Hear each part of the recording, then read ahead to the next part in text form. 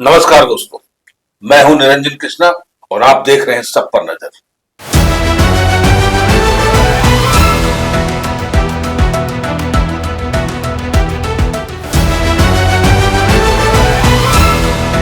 दिनांक 7 अप्रैल 2026 आम आदमी पार्टी झारखंड शिक्षा न्यायाधिकरण लागू करने की दिशा में सरकार की पहल, आम आदमी पार्टी की मांग पर हुई कार्रवाई, सख्ती से लागू करने की हुई मांग। आम आदमी पार्टी झारखंड द्वारा इस राज्य में झारखंड शिक्षा न्यायाधिकरण के गठन एवं निजी विद्यालयों द्वारा की जा रही अवैध शुल्क वसूली पर रोक लगाने की मांग लगातार उठाई जा रही है। इसी क्रम में आम आदमी पार्टी के प्रदेश प्रभारी विविध प्रकोष्ठ अमित कुमार द्वारा माननीय मुख्यमंत्री झारखंड को विस्तृत पत्र प्रेषित कर इस गंभीर विषय पर त्वरित कार्रवाई करने की मांग की थी। उक्त पहल के आलोक में झारखंड सरकार के स्कूली शिक्षा एवं साक्षात्कार विभाग की अपर सचिव सीता पुष्पा द्वारा पत्रांक संख्या 9/3/18/453 दिनांक 11 मार्च 2026 के माध्यम से राज्य के सभी उपायुक्त,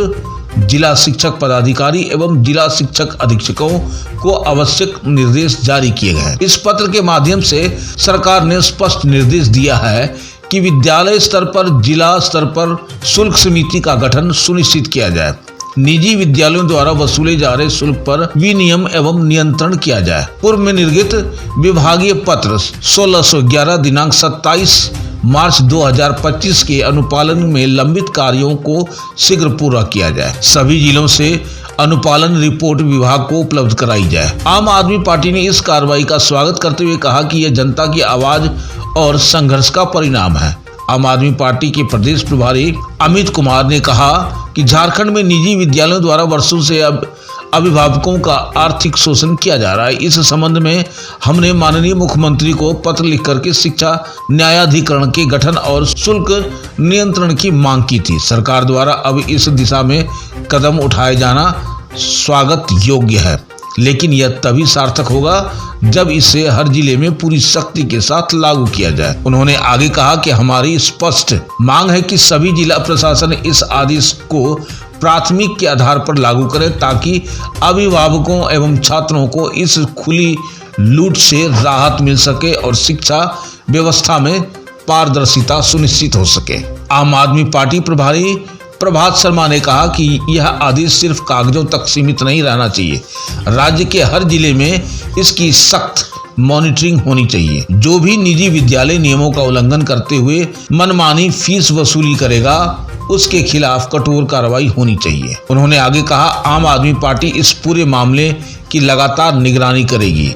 जहां भी छात्रों और अभिभावकों के साथ अन्याय होगा, पार्टी उनके साथ मजबूती से खड़ी मिलेगी और उनके अधिकारों की लड़ाई लड़ेगी। पार्टी ने यह भी बात स्पष्ट किया कि प्रत्येक जिले में शुल्क समिति का गठन समयबद्ध तरीके से सुनिश्चित किया जाए। अवैध शुल्क वसूली में लिप्त विद्यालयों पर सख्त कार्रवाई हो। अभिभावकों की शिक्षा दर्ज कराने के लिए प्रभावी व्यवस्था उपलब्ध कराई जाए।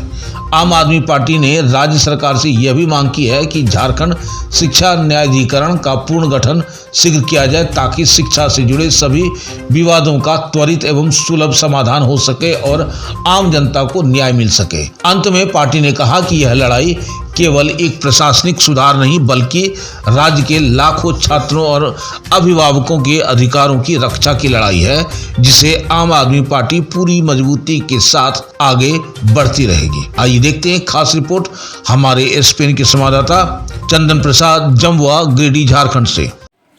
आप सभी झारखंड वासियों को यह बताते हुए काफ़ी हर्ष हो रहा है कि आम आदमी पार्टी और हम लोगों का जो मेहनत था झारखंड शिक्षा न्यायाधिकरण के गठन के संबंध में, जो हम लोगों ने 7 मार्च 2026 को माननीय मुख्यमंत्री के समक्ष अपनी बातों को एक पत्र के माध्यम से प्रेषित किया था, उस संबंध में एक बड़ी हम लोगों की जीत हुई है। यह जीत आम आदमी की जीत है, उन अभिभावकों की जीत है और उन छात्रों की जीत है जिन्हें निजी विद्यालयों द्वारा लूटा जा रहा है, उन्हें परेशान किया जा रहा है।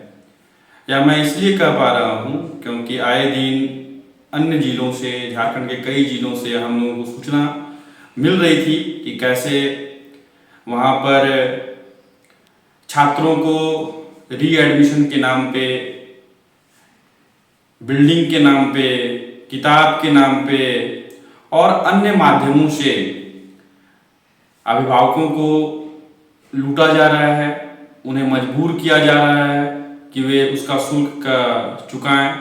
यहाँ तक की बातें आई है कि नए बिल्डिंग, मतलब स्कूल अगर नया बिल्डिंग बनाते हैं तो उसका भी जो फीस है उसका भी वहन अभिभावकों को करना पड़ेगा, उसमें पढ़ रहे बच्चों के माता पिता को करना पड़ेगा।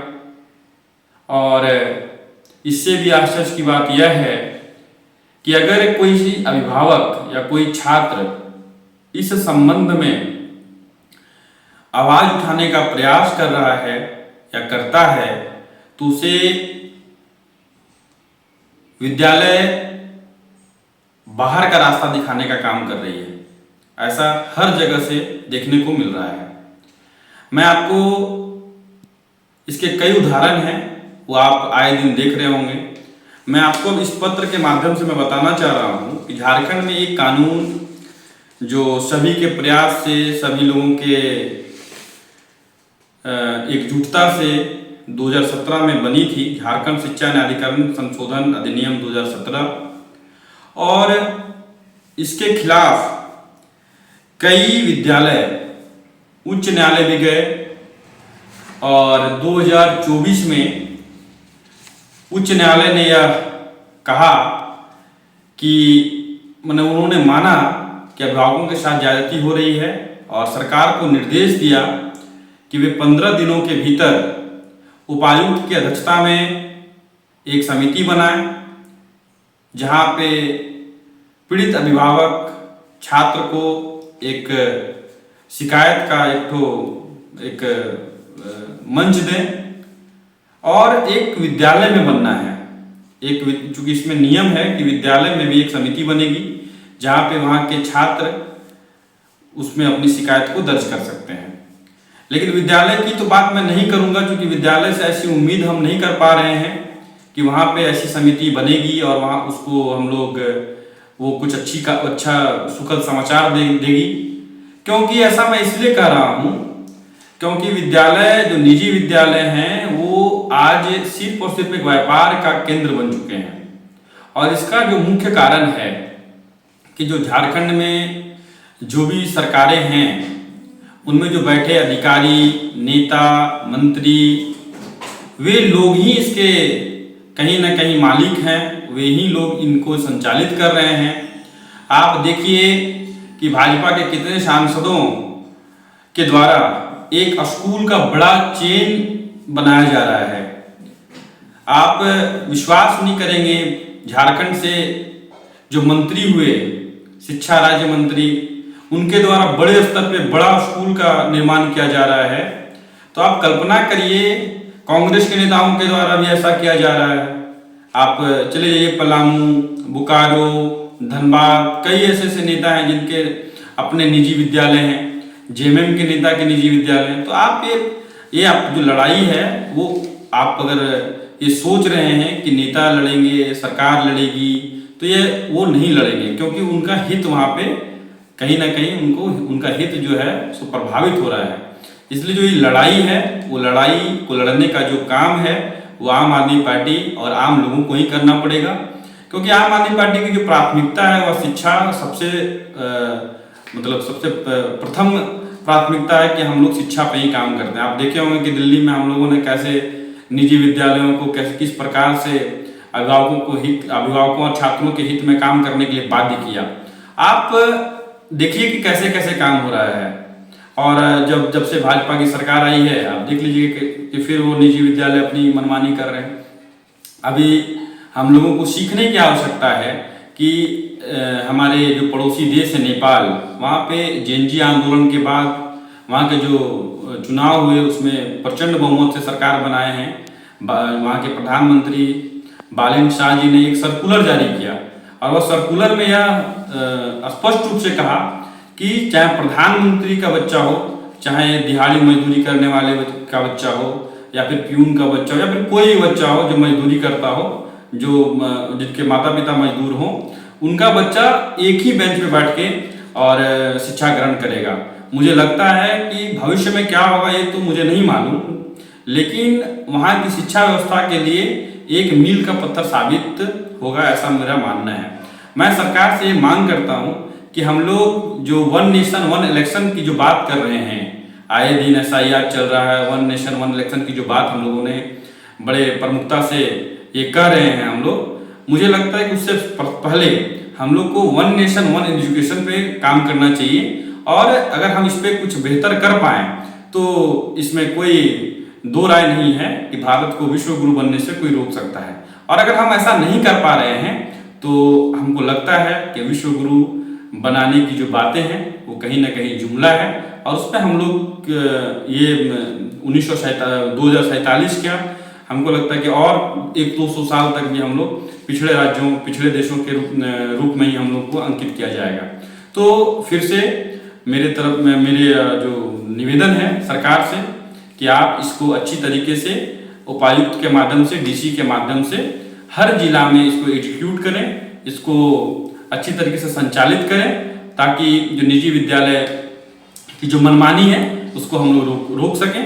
और ये देखना और भी दिलचस्प होगा कि इस पे हम लोग और आगे क्या कर सकते हैं।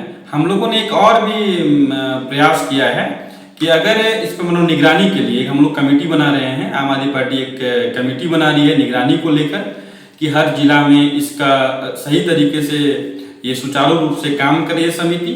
और इसके लिए हम लोग हर जिले में अपने जो कार्यकर्ता हैं, अपने जो नेता हैं, अपने जो लोग हैं, उनको हम लोग वहाँ पे दायित्व दे रहे हैं। और अगर उसमें कोई दिक्कत होगा तो फिर से हम लोग मुख्यमंत्री से मिलने का काम करेंगे। वहाँ के जो भी और भी जो उच्चतर जो पदाधिकारी हैं, अधिकारी हैं, उनसे भी मिलेंगे। हम लोग पिछले दिनों भी हमारे जो पार्टी के प्रदेश मीडिया प्रभारी प्रभात शर्मा जी के साथ हम लोग मिले थे जाके MDI बिल्डिंग में जाके। तो आगे भी जो भी होगा उसको हम लोग मिलने का काम करेंगे। आप जो देख रहे हैं आज कि हर DC इस संबंध में एक समिति बना रही है, या फिर जो अभी फ्लैश हो रहा है मीडिया में, आप कहीं ना कहीं जरूर मानिए कि उसका जो मेन जो हम लोग जो मतलब हम लोगों की मेहनत ही है, आम आदमी पार्टी की मेहनत है, आम लोगों की मेहनत है। और वही जो है सो आज मीडिया में फ्लैश हो रहा है, लोग देख रहे हैं कि किस प्रकार से काम हो रहा है। हम लोग भले ही सरकार में नहीं है, हम लोग भले ही सत्ता में नहीं है, हम लोग भले ही विधायक नहीं है, हम लोग भले ही सांसद नहीं है, लेकिन आम आदमी की जो मुद्दा है, आम आदमी का जो समस्या है, उसको प्रमुखता से उठाते रहेंगे। किसी भी अभिभावक को, किसी भी बच्चे को डरने की आवश्यकता नहीं है। उनके साथ आम आदमी पार्टी पूरे मजबूती के साथ खड़ी है। बहुत बहुत धन्यवाद।